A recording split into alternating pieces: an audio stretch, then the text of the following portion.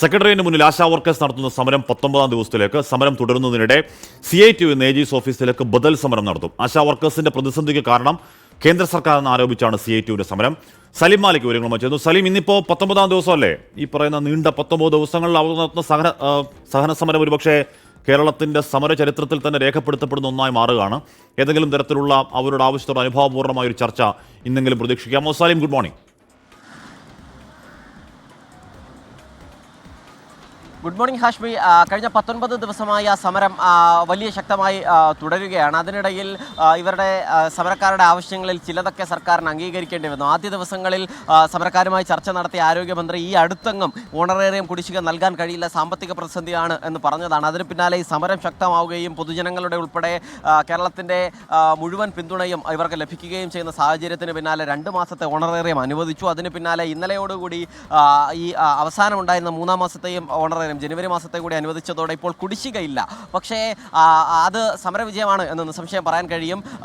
കാരണം ആദ്യ ദിവസങ്ങളിലൊക്കെ സാമ്പത്തിക പ്രതിസന്ധി എന്ന് പറഞ്ഞ സർക്കാരിന് അവരുടെ ഒരാവശ്യം അംഗീകരിക്കേണ്ടി വന്നു. പക്ഷേ ഇവർ പറയുന്നത് സമരം അങ്ങനെയൊന്നും അവസാനിപ്പിക്കില്ല. സമരം അവസാനിപ്പിക്കണമെങ്കിൽ അവരുടെ ഏറ്റവും പ്രധാനപ്പെട്ട ആവശ്യത്തെ അഡ്രസ്സ് ചെയ്യണം എന്നുള്ളതാണ്. അത് ഏറ്റവും പ്രധാനപ്പെട്ട ആവശ്യം ഈ ഓണറേറിയത്തിന് ഒരു വർധനവ് ഏർപ്പെടുത്തണം എന്നുള്ളതാണ്. 21,000 രൂപയായി ഓണറേറിയം വർദ്ധിപ്പിക്കണം എന്നുള്ളതാണ് അവരുടെ പ്രധാനപ്പെട്ട ആവശ്യം. ഒപ്പം തന്നെ വിരമിക്കൽ ആനുകൂല്യം നൽകുക, വിരമിക്കൽ ആനുകൂല്യമായി 5 ലക്ഷം രൂപയെങ്കിലും നൽകുക, പെൻഷൻ അനുവദിക്കുക തുടങ്ങിയ ആവശ്യങ്ങളാണ് അവരുടെ പ്രധാനപ്പെട്ട ആവശ്യം. അത് അനുവദിക്കാതെ അവർ ഈ സമരം അവസാനിപ്പിക്കില്ല എന്നുള്ളതാണ്. അതിനിടയിൽ ഈ സമരത്തിനോട് സർക്കാരിന് പോലും ഏറ്റവും ഒടുവിലെങ്കിലും അനുകൂലമായ നിലപാടുകൾ ചില നിലയിലെങ്കിലും സ്വീകരിക്കേണ്ടി വരുന്നൊരു സാഹചര്യത്തിലാണ് CITU ആ സമരം മറ്റൊരു തരത്തിൽ CITU ആശാവർക്കർമാരുടെ സമരത്തെ ഏറ്റെടുക്കുന്നത്. അത് ഇവരുടെ പ്രതിസന്ധിക്ക് കാരണം കേന്ദ്ര സർക്കാർ എന്ന നിലയിലാണ് CITU സമരം സംഘടിപ്പിക്കുന്നത്. ഇന്ന് ഈ സമരത്തിന് ബദൽ സമരമായി AG's ഓഫീസിലേക്ക് മാർച്ച് നടത്തും. AG's ഓഫീസ് ഇവർ ഇരിക്കുന്നതിന് തൊട്ടടുത്താണ്. അതുകൊണ്ട് തന്നെ രണ്ട് കൂട്ടരും തമ്മിൽ ഇന്ന് മുഖാമുഖം കാണുന്ന ഒരു കാഴ്ച എന്തായാലും ഉണ്ടാവും. ചേച്ചി, AG's ഓഫീസിലേക്ക് ഇന്ന് CITU സമരം നടത്തുകയാണ്. നിങ്ങൾ ഉയർത്തിയ ആവശ്യമൊക്കെ കേന്ദ്ര സർക്കാരാണ് പണം അനുവദിക്കാത്തതെന്നുള്ള ഉൾപ്പെടെയുള്ള ആവശ്യം ഉയർത്തിയാണ്. അത് നിങ്ങളുടെ സമരത്തെ തകർക്കാനാണോ? ആയിരിക്കും. നമ്മളെ സമരം തകർക്കാനായിരുന്നു അവരെ ശ്രമം.